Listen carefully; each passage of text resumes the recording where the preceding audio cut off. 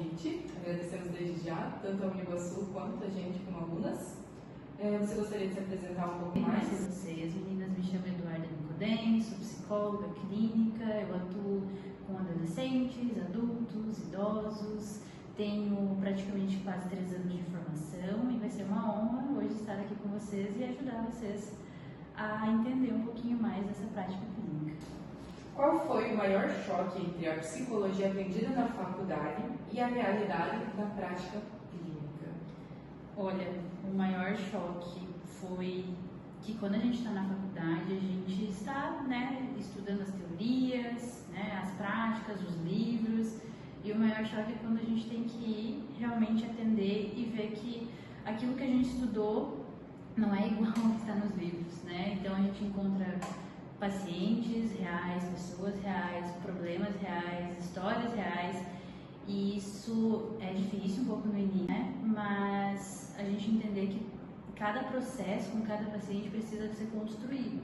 Claro que aquilo que a gente aprende em teoria dentro da faculdade é muito importante, mas que com todo paciente a gente vai precisar adaptar isso, E o segundo choque que eu penso assim que fez muito, pelo menos para mim, foi muito difícil no início, foi a questão de que na faculdade a gente acaba aprendendo que a gente precisa ser um psicólogo mais neutro, a gente não pode assim dar tanta abertura, e aí foi muito difícil quando eu saí da faculdade em si de fazer essa divisão de eu preciso ser assim, para o paciente, e na verdade o que a gente realmente precisa é que a gente seja nós mesmos com os nossos pacientes, porque é um ser humano, e a gente também é um ser humano ali com esse outro paciente, então a gente entender que justamente ser quem a gente é o que faz com que a gente vincule com o nosso paciente, que ele se sinta ouvido, validado,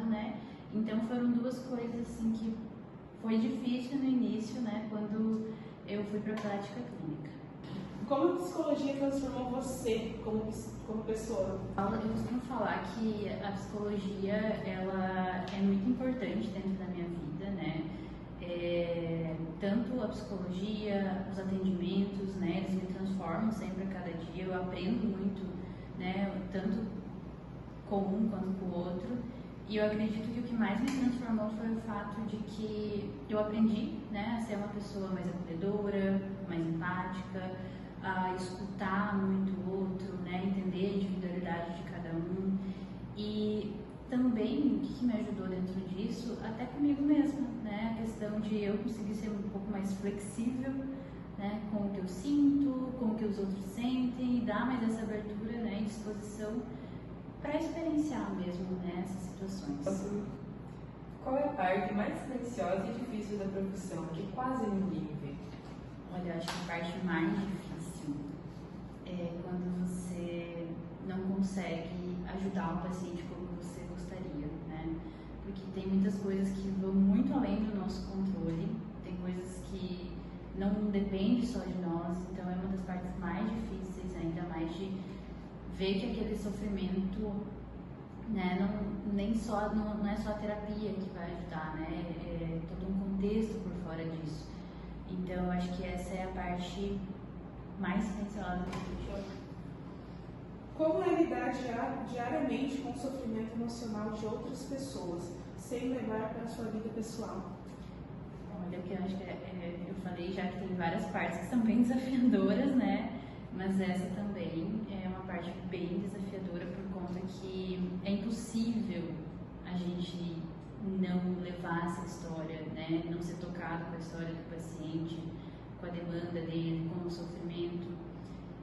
Mas eu tento separar muito, o que é meu, o que é do paciente, e uma coisa assim que é muito importante, e eu já falo até para vocês enquanto estudantes também, que é o cuidado com a nossa saúde mental, Porque a gente também precisa estar bem para atender os nossos pacientes. Então, desde a faculdade, eu fiz terapia, claro, não foi desde o início da faculdade, mas em algum momento ali eu comecei a terapia me ajudou muito, a esse desenvolvimento até mesmo de como que eu gostaria de ser essa profissional.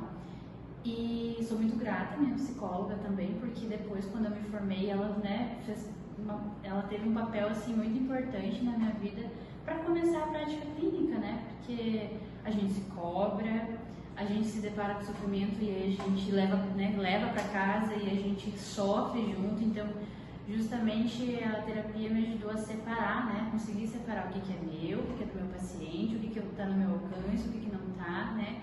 Então, assim, é claro que é desafiador, mas a gente precisa equilibrar essas duas coisas.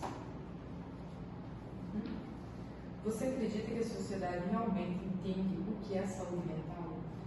Olha, eu acho que a gente está no avanço, né, para isso. Eu acredito que a gente está caminhando. Claro que precisa ainda muito mais essa atenção, né?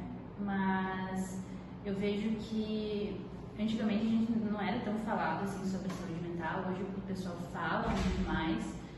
O único ponto que às vezes fica um pouco confuso, né? Porque o pessoal vem entendendo, mas nem sempre coloca na prática, né? Essa questão do que é a saúde mental, o que precisa ser feito, como se cuidar, né? Então, ainda tem sim, né, a fala sobre isso, mas eu ainda acredito que falta ainda um pouco para a gente caminhar, né, para as pessoas também observarem o quanto que é importante na vida delas isso. Eu acredito que tem muito para se desenvolver ainda, porque sabemos que a psicologia é uma profissão jovem, né? Sim. Nova. É verdade. Tem muito ainda, né, pra gente caminhar, pra gente aprender, pra sociedade aprender, mas a gente tá no caminho, né? Qual é a parte mais silenciosa e difícil da profissão que quase ninguém vê? Olha, eu acho que a parte mais difícil é quando você não consegue ajudar o paciente como você gostaria, né? Porque tem muitas coisas que vão muito além do nosso controle, tem coisas que não dependem só de nós, então é uma das partes mais difíceis, ainda mais de ver que aquele sofrimento, né, não é só a terapia que vai ajudar, né? É todo um contexto por fora disso. Então, eu acho que essa é a parte mais silenciosa que a gente vê. Como é lidar diariamente com o sofrimento emocional de outras pessoas, sem levar para a sua vida pessoal? Olha, que eu acho que eu falei já que tem várias partes que são bem desafiadoras, né? Mas essa também é uma parte bem desafiadora por conta que é impossível a gente não levar essa história, né? Não ser tocado com a história do paciente, com a demanda dele, com o sofrimento. Mas eu tento separar muito, né, o que é meu, o que é do paciente. E uma coisa assim que é muito importante, e eu já falo até para vocês enquanto estudantes também, que é o cuidado com a nossa saúde mental, né? Porque a gente também precisa estar bem para atender os nossos pacientes. Então, desde a faculdade, né, eu fiz terapia. Claro, não foi desde o início da faculdade, mas em algum momento ali eu comecei a terapia me ajudou muito, né, a esse desenvolvimento até mesmo de como que eu gostaria de ser essa profissional. E sou muito grata à minha psicóloga também, porque depois, quando eu me formei, ela, né, ela teve um papel assim muito importante na minha vida para começar a prática clínica, né, porque a gente se cobra, a gente se depara com sofrimento e aí a gente leva para casa e a gente sofre junto. Então, justamente a terapia me ajudou a separar, né? Conseguir separar o que é meu, o que é do meu paciente, o que está no meu alcance, o que não está, né? Então, assim, é claro que é desafiador, mas a gente precisa equilibrar essas duas coisas. Você acredita que a sociedade realmente entende o que é saúde mental? Olha, eu acho que a gente está no avanço, né, para isso. Eu acredito que a gente está caminhando. Claro que precisa ainda muito mais essa atenção, né?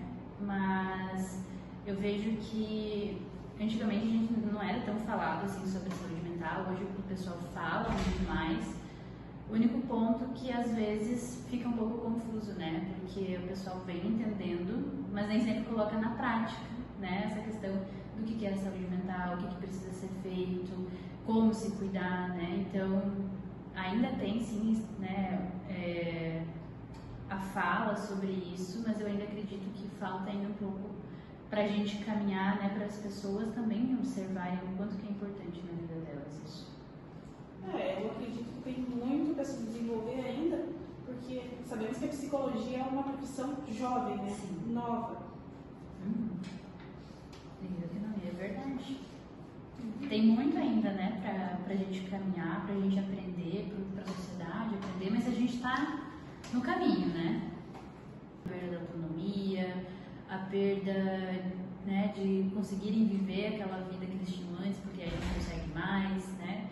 Então, isso é uma das coisas que mais pesa hoje, assim, para os idosos nos atendimentos. E também o fato de que nem todo idoso ele consegue ser escutado como ele gostaria, né? Porque é um período que eles necessitam, sabe, dessa atenção, e não é todo mundo que tem essa paciência para estar com eles, para escutar, né? Então é uma das coisas que eu vejo que eles carregam em formato de dor, de sofrimento mesmo. E tem o fato deles terem anos e anos de sentimentos, emoções reprimidas, né? Sim, nossa, e talvez eles nunca nem foram escutados na vida, né? Então chegar aqui na terapia, sabe, é um processo que grande parte dos idosos eles vinculam muito bem, eles conseguem se adaptar muito bem, porque eu vejo que eles sentem falta, né, de ter esse contato, porque nunca foi falado sobre sofrimento nenhum, e às vezes nem eles percebem o quanto que aquilo impactou na vida deles, né, e que ficou lá guardado, né, por muito tempo. Existe uma solidão específica na vida adulta que as pessoas não costumam falar? Sim, né? Vocês podem perceber também, né, que a nossa sociedade, ela sempre quer dar conta de tudo, né, não em grande parte, mas muitas das pessoas carregam muito isso de querer dar conta de tudo, fazer tudo sozinho. Elas estão rodeadas de pessoas, mas nem sempre elas conseguem expor a vulnerabilidade justamente por não quer incomodar, né, não quer pesar pro outro, acha que precisa fazer tudo sozinho. E aí acaba que isso gera também uma solidão em si, né? A pessoa vai guardando muito para ela e a partir disso vem o sofrimento. Não quer incomodar, né? Não quer pesar pro outro, acha que precisa fazer tudo sozinho.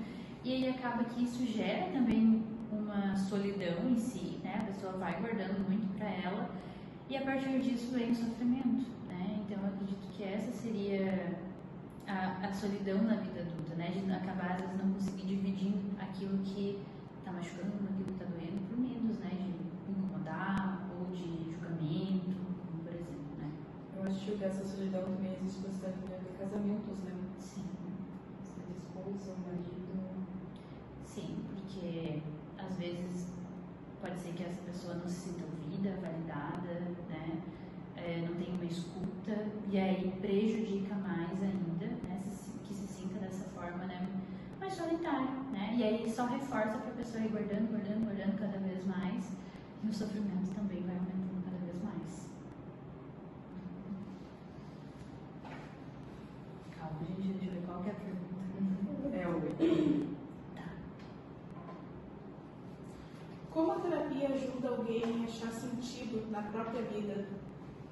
Olha, eu não diria bem um sentido a resposta, né? Mas eu acredito que a terapia ela vem para ajudar o paciente a se conectar com ele mesmo, de entender o que ele precisa, o que é importante para ele, viver como é que a gente quer trabalhar isso na nossa vida e também para depois como é que a gente quer trabalhar com aquele paciente que tem a mesma questão que nós mesmos temos, né? Então acho que é um ponto bem interessante da gente avaliar. O que o silêncio de um paciente pode revelar dentro de uma sessão? Muita coisa. O silêncio pode dizer muita coisa, desde uma dor, um desconforto de novo, né? Algo que não foi muito bem elaborado, uma reflexão, medo, né? Mas todo silêncio é muito importante dentro da sessão, porque ele diz muito até talvez sobre o que o paciente está vivendo, mas o silêncio ele pode dizer inúmeras coisas, né? E aí a gente vai precisar procurar entender o que aquilo está significando para o paciente naquele momento. O que a ansiedade da sociedade atual revela sobre a forma como estamos vivendo? A gente percebe que hoje em dia está todo mundo correndo, né? Todo mundo correndo, todo mundo pensando em metas, em resultados. E aí Isso traz ansiedade, não traz? Só que justamente revela que é como se a gente estivesse vivendo sempre nesse automático, a gente não olha para aquilo que a gente precisa, a gente não olha para o momento presente. E aí é claro que viver nessa correria, viver nesse automático, vai gerar algum certo nível de ansiedade, né? Então, eu vejo que essa ansiedade toda que a gente vem tendo, né, em nossa sociedade é justamente a forma com que as pessoas estão se relacionando com as próprias vidas delas, né? Que isso vai afetando bastante. Por que é tão difícil para muitas pessoas pedir ajuda? É difícil porque muitas dessas pessoas, elas cresceram aprendendo que é errado pedir ajuda, né? Que se você demonstrar fraqueza, você precisa resolver isso sozinho, isso não é do outro, né? Então, essas pessoas aprenderam a ter que ser fortes, né? Como eu trouxe, não demonstrar fraqueza, não se mostrar insuficiente. Então, isso é uma das coisas assim que mais faz com que o paciente e as pessoas em si, né, carreguem esse sofrimento por tantos anos, né?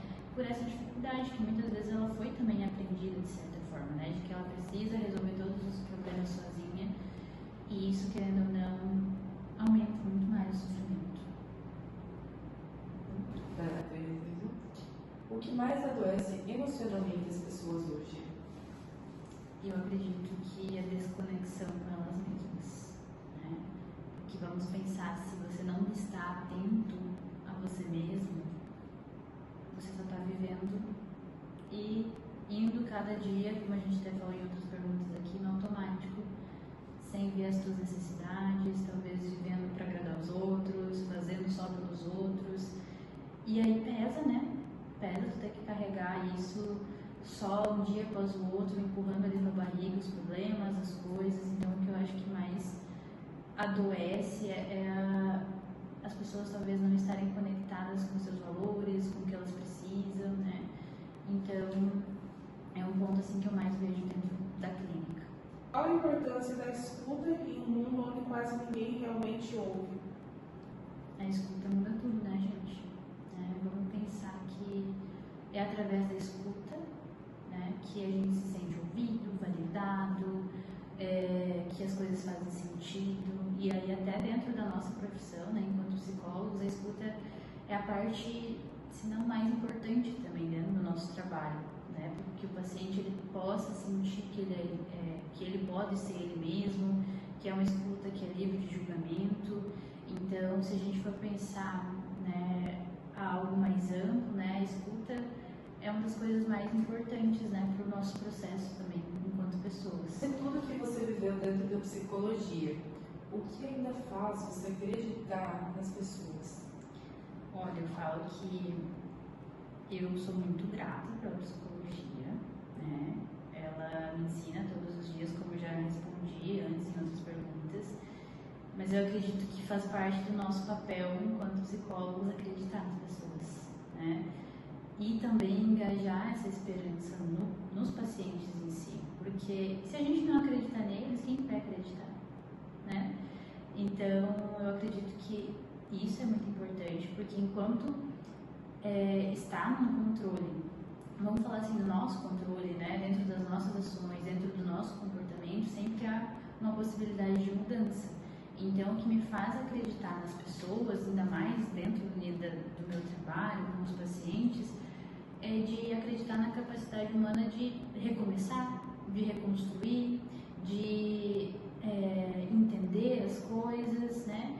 E ressignificar aquilo que a gente passa. Então, como eu trouxe, a gente, enquanto psicólogo, eu acho que faz muito parte do nosso papel estar ali para os nossos pacientes, acreditando neles e, né, tentando entender que tudo é um processo, é claro.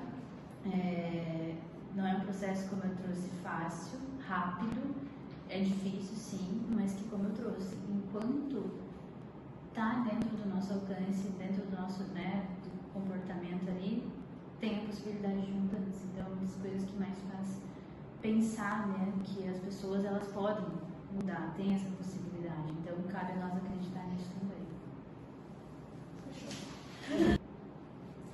Como a terapia ajuda alguém alguém achar sentido na própria vida? Olha, eu não diria bem no sentido a resposta, né? Mas eu acredito que a terapia ela vem para ajudar o paciente a se conectar com ele mesmo, de entender o que ele precisa, o que é importante para ele, viver ali, verificar, né, qual que é a vida para ele que vale a pena ser vivida, ir em direção aos seus valores, se importar com ele mesmo. Então eu acredito que a terapia, claro que é um sentido assim para a própria vida, mas seria muito mais essa questão da reconexão, né, de olhar para dentro, ver o que tu precisa e se conectar com isso. Eu acho que é uma das coisas assim mais importantes do processo terapêutico, né? Claro que eu sou suspeita em falar, né? Eu sou psicóloga, mas eu falo que é um processo bonito, né? Mas difícil, né? Ao mesmo tempo que a gente vai ter momentos de felicidade, a gente vai ter momentos de tristeza, de sofrimento, é natural, mas o sentido está justamente de conseguir acolher isso, né? Se relacionar bem tanto com esses momentos difíceis e até com os momentos bons também, né? Então eu acho que esse é o sentido, né? Essa conexão que a pessoa volta a ter com ela mesma. Ajudar a se conhecer melhor, talvez, ou se conhecer de novo, né? Tem muitas pessoas que se perdem no processo durante a vida adulta. Sim, porque vamos pensar que está todo mundo vivendo automático, né? E acaba não olhando, sabe, o que precisa, o que está acontecendo, acaba deixando as emoções de lado, porque a gente não aprende, né? Não é todo, na verdade, assim, não é toda família que aprende que a saúde mental é importante. Às vezes a gente cresce e vem falando sobre isso. Então, realmente, às vezes na vida adulta a gente vai se perdendo ali no automático, né? De só realizar coisas, trabalho, casa, e às vezes não olha para né, o nosso interior para ver, tá bom, o que está acontecendo, o que eu estou sentindo, o que eu preciso. E aí acaba que vai virando uma bola de neve, tudo vai levando, né? E até que a gente chega naquele momento que, né, bateu o sofrimento, aí a gente quer fugir, a gente quer eliminar isso, né? Só que por isso que eu falo que o sentido justamente é quando a gente encontra aquilo que, isso aqui é importante para mim, é isso que faz sentido na minha vida, é isso que eu quero seguir, são esses os meus valores, né? Então eu acredito que sim, faz sentido, né? E esse seria até o propósito da terapia, né? Como eu falei, é um processo difícil, né? Mas é muito gratificante tu poder se conhecer, né? E olhar para o que tu precisa. O que mais impede as pessoas de olharem a si mesmo? Sem sombra de dúvidas, o desconforto. Imagina só vocês tendo que olhar para aquilo que dói, aquilo que é difícil, os teus medos, né? Como é que a gente vai se sentir desconfortável, não é?